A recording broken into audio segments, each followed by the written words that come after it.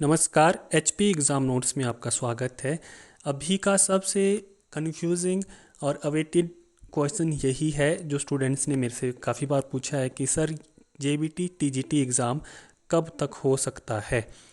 ठीक है, कमीशन कब तक हो सकता है। तो ये अगर हम बात करें कि टीजीटी जेबीटी कमीशन कब तक हो सकता है, तो इसका सिर्फ हम एनालिसिस ही कर सकते हैं, आपको एक आइडिया ही दे सकते हैं।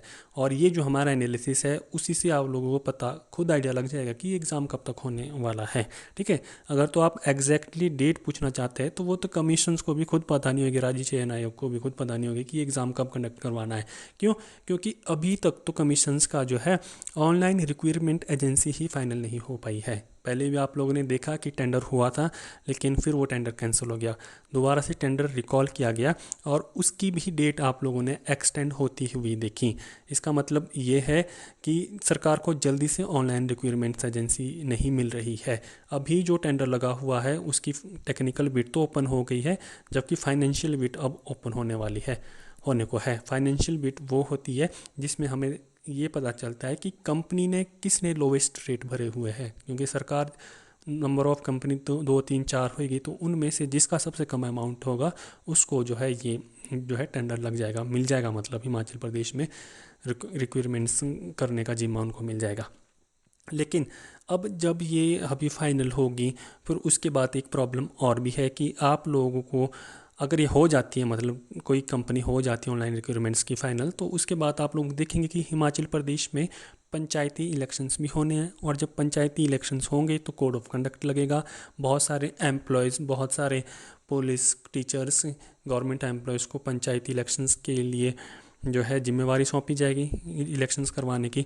तो ये थोड़ी सी यहाँ पे डिले एग्ज़ाम को होने का रह सकता है।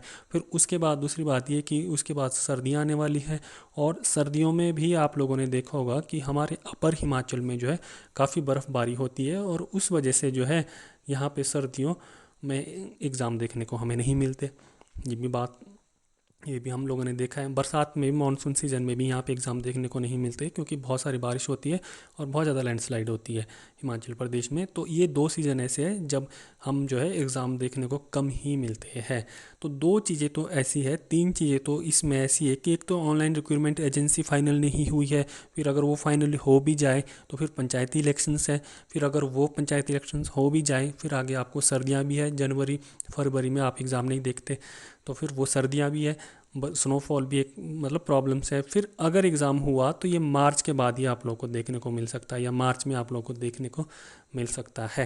लेकिन बात ये है कि एग्ज़ाम होगा ही होगा, ऐसा नहीं है। सरकार के लिए भी अब ये एग्ज़ाम कंडक्ट करवाना बहुत ज़रूरी हो गया है, क्योंकि बहुत पहले से काफ़ी टाइम हो गया है इस एग्ज़ाम्स को वेट करते करते हुए। तो मार्च के बाद ही ये एग्ज़ाम हमें देखने को मिल सकता है, होते हुए देख सकते हैं आप लोग। तो मैं तो आप लोगों को यही बोलूँगा कि अगर आप लोगों ने कहीं पे कोचिंग लगाई है या ऑनलाइन आप लोगों ने कोर्स परचेज़ किया हुआ है, तो आप अपनी प्रिपरेशंस बिल्कुल ज़बरदस्त तरीके से रखें, अपनी प्रिपरेशंस में कोई कमी ना छोड़ें। क्योंकि एक तो बहुत टाइम के बाद एग्ज़ाम आ रखा है और नंबर ऑफ़ कैंडिडेट भी बहुत सारे हैं। यहाँ पे कॉम्पिटिशन्स आपको अच्छा खासा देखने को मिल सकता है। अगर आप ये सोचते हैं कि कम मेहनत से भी एग्ज़ाम निकल जाएगा, तो मेरे को लग रहा है ऐसा नहीं है। अब इस बार जो है बहुत सारी चीज़ें आप लोगों को देखने को मिल सकती है, क्योंकि काफ़ी टाइम से एग्ज़ाम नहीं हुआ था। फिर दूसरी बात ये भी है कि अगर एक बार ये एग्ज़ाम हो गया तो दोबारा आप लोगों को इस सरकार में ये एग्ज़ाम देखने को नहीं मिलेगा। अगर फिर से कोई नई सरकार आती है, उसके भी 2 3 साल बाद आपको टीजीटी जेबीटी कमीशंस देखने को मिलेगा। इसलिए आप लोग इस एग्ज़ाम को क्रैक करने के लिए जो है एडी चोटी का जोर पूरा लगा दें, ताकि ये चांस किसी भी तरह से जो है आपके हाथ से ना छूटे। तो सारी चीज़ें हम लोगों ने आपके साथ डिस्कस कर दी है कि ये एग्ज़ाम कब तक होने वाला है, कब तक ये एग्ज़ाम किया जा सकता है, और आपको अपनी प्रिपरेशंस कब तक करनी चाहिए, कैसे करनी चाहिए।